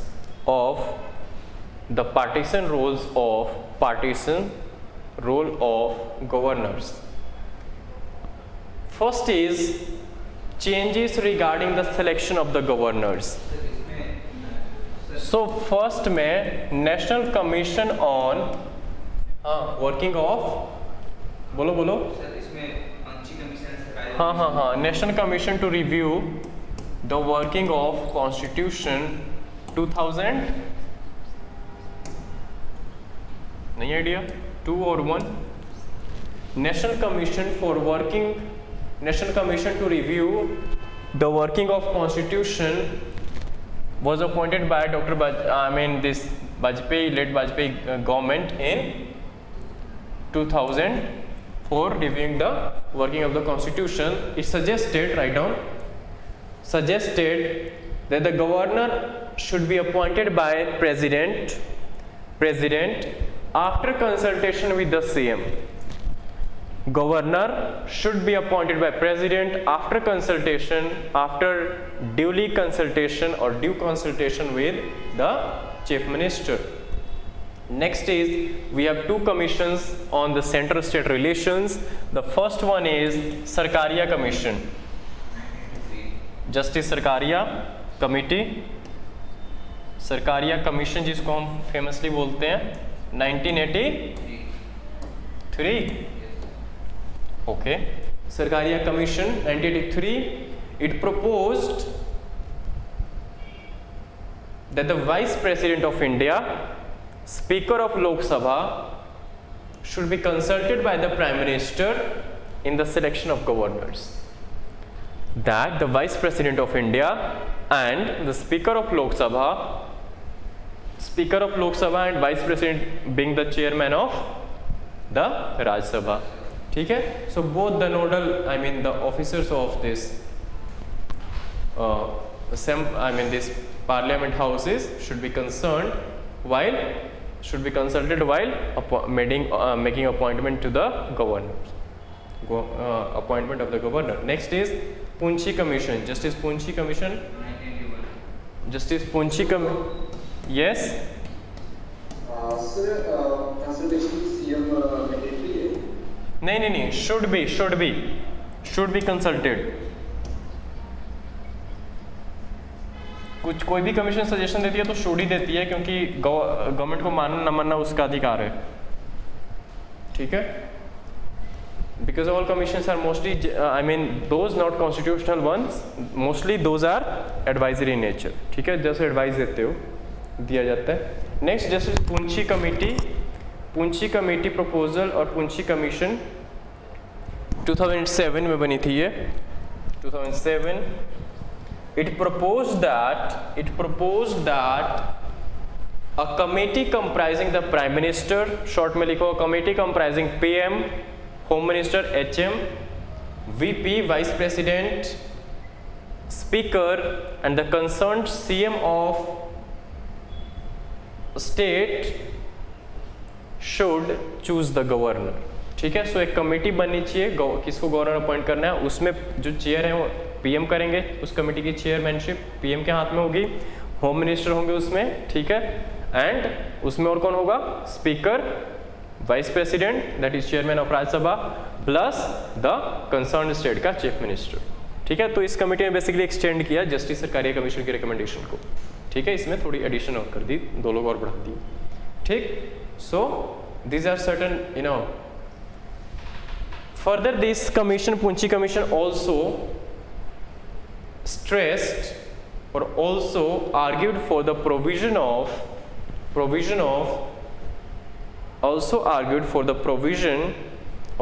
impeachment of governor by state legislature on the lines of president by the parliament, कि impeach किया जाए। ऐसे नहीं कि government का जब मन करे रिमूव कर दे, नया गवर्नर लगा दे। एक इम्पीचमेंट का होगा तो थोड़ी स्ट्रिक्टनेस होगी उसमें, इतना इजीली रिमूव नहीं कर पाएंगे। उसके बाद एक इम्पॉर्टेंट कन्फ्लिक्ट जो हम देख रहे हैं कुछ स्टेट्स में, that is related to the chancellorship of governor between the state, you know, ruling this government and the governors related to the chancellorship, कि जनरली जो स्टेट्स में यूनिवर्सिटीज एंड ऑल, चांसलर जो है वो गवर्नर होता है and vice chancellor generally VCs are appointed by. So इसमें पुंची कमीशन ने ये रिकमेंड किया था कि गवर्नर जो है उनको ओवर बर्डन ना किया जाए, ऑलरेडी वो काफी बर्डन है।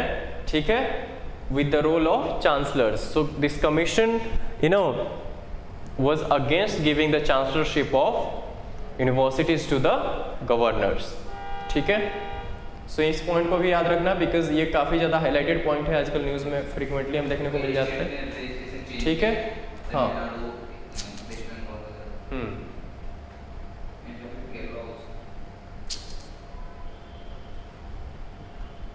ठीक है, एक स्मॉल टॉपिक कर लेते हैं फटाफट से। FATF financial action task force, FATF financial action task force. ठीक है, कौन सा टॉपिक है? 6, 7 whatever, कोई बात नहीं। Financial action task force, so the context is recently this financial action task force has removed Pakistan from its grey list. ठीक है, so about firstly this is a global money laundering, write down about में, this is a global money laundering and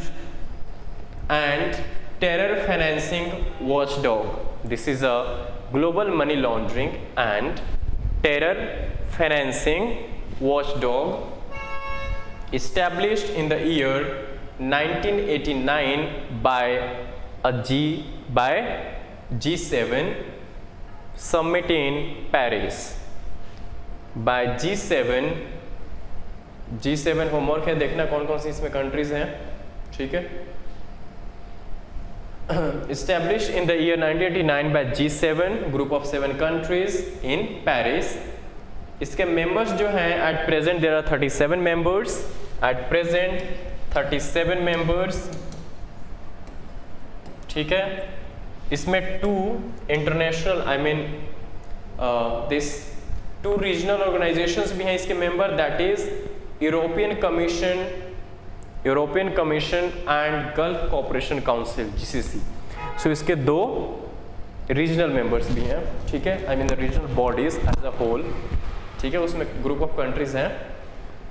headquarter जो है that is OECD की headquarter में भी है कि उसी में बेस्ट है इसकी secretariat, that is in Paris, OECD।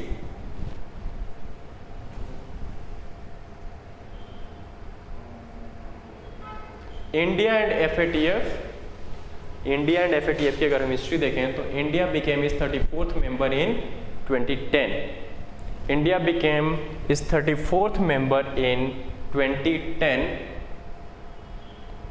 And India is also member of Asia Pacific group. जो 2 और रीजनल ऑर्गेनाइजेशंस हैं which are related to this FATF, Asia Pacific group, India is member of this body. Plus there is again one that is EAG, that is Eurasian group। ठीक है, these are again the 2 regional partners of your FATF। so there are 4 regional partners of FATF plus 37 members। ठीक है, फटाफट हम 2 minute में इसके list की बात कर लेते हैं, mostly grey and black. So grey list जिसे पाकिस्तान को अभी हटाया गया है, रिमूव किया गया है, इसके दो फेमस लिस्ट हैं, grey list and black list.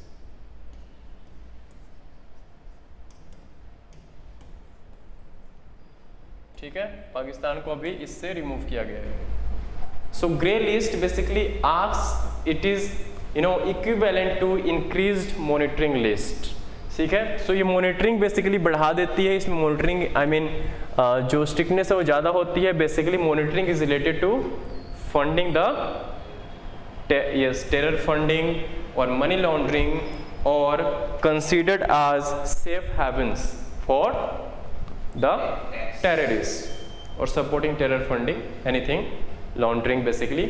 ठीक है, it serves this gray list by putting the country in this gray list. It indicates or gives the warning that the country may enter the blacklist. That is the next step is the blacklist.